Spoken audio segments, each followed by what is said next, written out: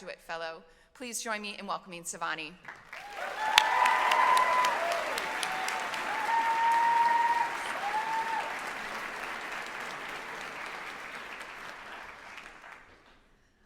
That was a very generous introduction. Thank you. It was very generous. I almost started blushing. Greetings, fellow honors scholars, faculty, friends, family, and well-wishers. I'd like to thank the University Honors Program for giving me an opportunity to speak with you all today. It truly is a privilege. Looking back at my undergraduate career, the most pivotal moment came in January 2022. Euphoria Season 2 had just come out.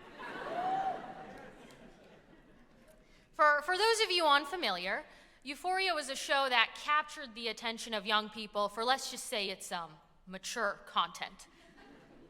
Every weekend, an episode would be released, and it was all that was talked about on Instagram. I succumbed to the peer pressure, and to get a glimpse of the show, I downloaded and subscribed to HBO Max. Well, to be more precise, I downloaded the app and made my father pay for the subscription.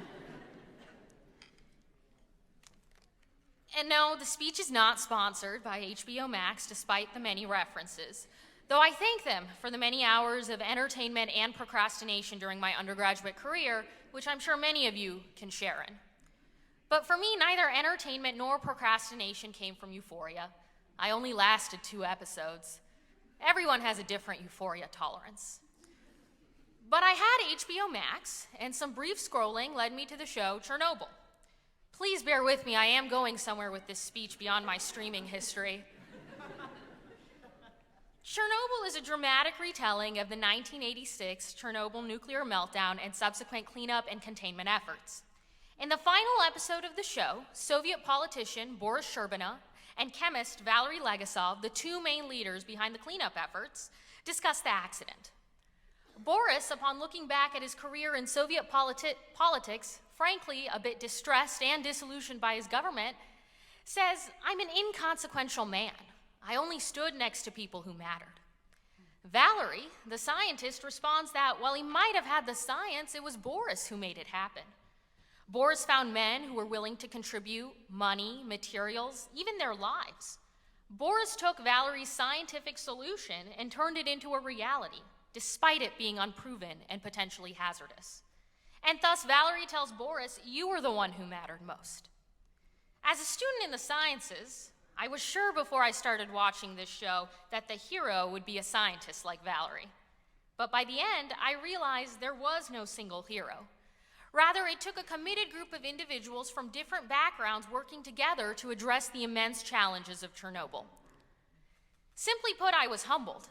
In that moment, I couldn't help but feel eager to work with those with different majors during my undergraduate career, and more importantly, afterwards too. If you were to ask me what the most valuable part of the University Honors Program is, here's how I would define it. It's a community of collision. We've created spaces where Valerys and Borises, scientists and policymakers, writers, artists, teachers, and so many more students from different disciplines not only get to sit next to each other, but they get to collide through conversation, through agreements and disagreements, and interdisciplinary work. These collisions give rise to new ideas, fresh plans, and real change. I believe nearly all of us graduated from high school during a pandemic. Flash forward 4 years, and the challenges of the world have changed, but the presence of challenge remains constant. On college campuses across the nation, including our very own, we see the energy generated when students from different disciplines engage with the urgency and possibility of the moment, seeking progress on issues both close and far from our own homes and communities. Our honors classes, honors experiences, and Nunemaker Center itself served as interdisciplinary havens where we could lay the foundation to solve the complex social, political, and economic issues of the 21st century. I don't think any of us can fairly predict the problems of tomorrow, but I will safely claim that the solutions will be interdisciplinary. Gone are the days of compartmentalization. The only way for us to address the problems of today is to fling wide open the doors of our specializations and invite those from divergent paths and different disciplines. And how lucky are we to have gotten a taste of that work during our time in the honors program, and how I look forward to seeing all of you continue doing such work in your personal and professional lives. and to finally address the elephant in the room. We're not sure whether there's going to be a Euphoria Season 3. I reached out to Zendaya, she never gets back to me. For those of you who haven't watched the controversial show but are still wanting to keep up with the pop culture references, subscribe to HBO Max.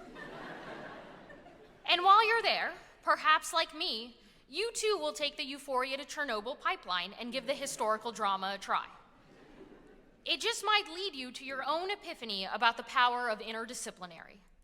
And as you all prepare for the next leg of your intellectual and professional journeys, I urge you to seek out interdisciplinary spaces. And if those spaces don't exist, I urge you to build your own Nuna Maker, wherever it is you find yourself. Thanks again to the Honors Program, all of the guests attending, and congratulations, Class of 2024.